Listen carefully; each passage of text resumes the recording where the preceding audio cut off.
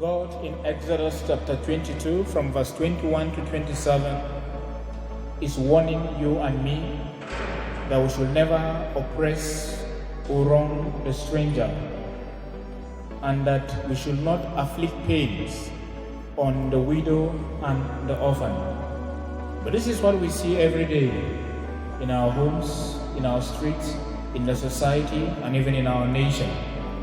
But I tell you, the cure to oppression, the cure to wickedness, the cure to affliction remains love of God and love of neighbor. As Jesus will say in Matthew's Gospel chapter 22 from verse 34 to 40. Jesus, who God himself, warned us not to oppress the stranger. But in our present situation as a nation, it is as if the strangers are the one oppressing us. In our present situation as a nation, the strangers are the one inflicting pains on us. As seen in the Boko Haram activities, as seen in the bandits, as seen in kidnappers, people who come to our homes as strangers to kill us, to destroy us, and to set ablaze our homes. They oppress us in every way, taking away our homelands, taking away our property, burning our farms, burning everything that we have, oppression on every side. In such situations, what do we really do? Because the stranger in this case is the one oppressing us. We cry unto God, or we stand up and fight for that which is ours. And same God went further to say that we should not inflict pain on the widow and the orphan. The infliction of pains on the widows and orphans is in two forms. First, from their immediate family members, from their relations, and from those who they feel should love them. That as the widow, the brothers and sisters of their husbands, they are the one always inflicting pains on them. As orphans, their uncles, their aunties, and their senior ones are the one always inflicting pains on them by denying them good shelter, by denying them good health, by denying them good food, by denying them good education, because they see them as people who have no one. They see them as people who have no voice. Therefore, they are ever ready to maltreat them the way they feel as doing. God is saying, if you do so to the widow and the orphan, when they cry unto him, he is surely going to answer them. And the second set of people that maltreat widows and orphans remain the government. That when the husband of the widow, when the father or the parents of the orphans who have worked with government are supposed to get the due or that which is for their parents. Even when they have produced all the necessary documents to government always sometimes wouldn't pay the benefits of these men and women who have served them. Now allowing the widow and the orphans to struggle every day for shelter, to struggle every day for good education, to struggle every day for what to eat. When some people are the one feeding fat on the monies that are supposed to be for this family, denying them accessibility to good life, denying them accessibility to good education, denying them accessibility to that which is supposed to be their due.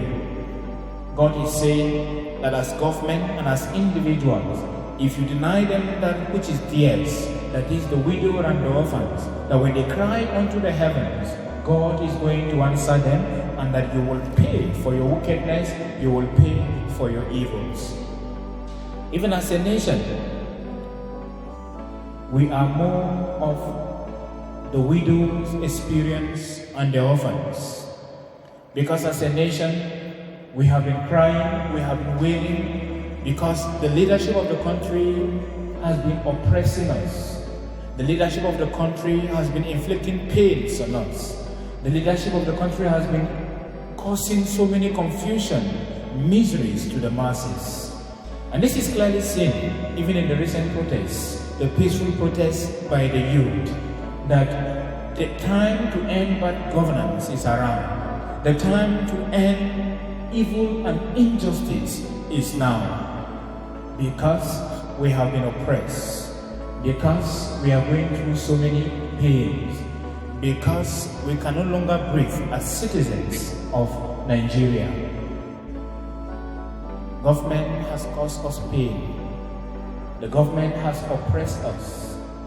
The government has inflicted sorrows on us. To this, we are of no difference with the widow and the orphans that God spoke of in Exodus chapter 22 from verse 1 to 27. That when they cry unto him, he will surely answer them. But we have been crying as a nation on the oppression we receive from our leaders. We have been crying as a nation on the inflictions we receive from our leaders. We have been crying as a nation on the pains we have received from our leaders. O Lord, how long shall we continue crying before you hear us? If it is for our sins, forgive us and rescue us, because the pain we receive from our evil leaders is much on us. We beg of your mercy, and this is why we are crying unto the heavens as a result of bad governance, as a result of injustice.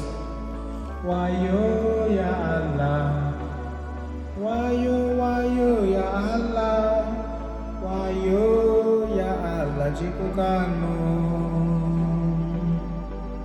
yara nakuka manyamasu nakuka, wayo ya Allah jikukanmu,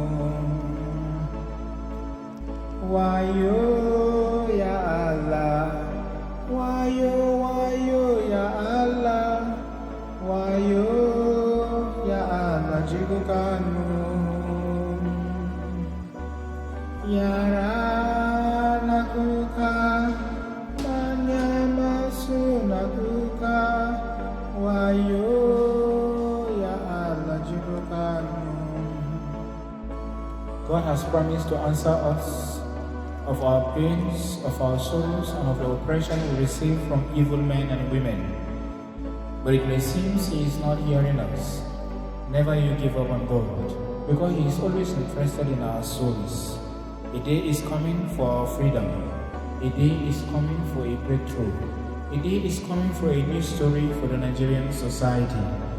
This is why Bob Marley will say, get up, stand up for your right. Get up, stand up, don't give up the fight. We should never give up on the fight, for God is conscious of our pains, God is conscious of our stories, and He will surely rescue us at the appointed hour through Christ our Lord.